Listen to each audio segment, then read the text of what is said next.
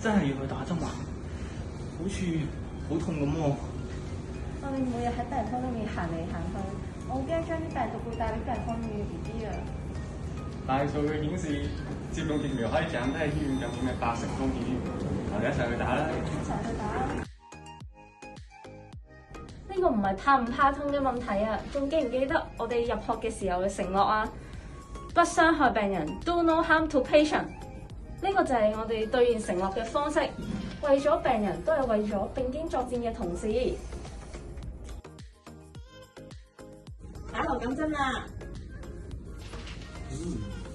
到你啦，加油！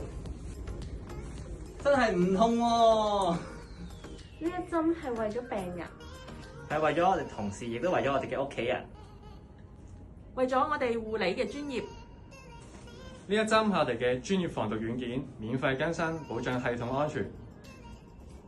呢個係我哋護理嘅承諾。你呢？無忘初心，照顧病人，早打流感針，健康又安心。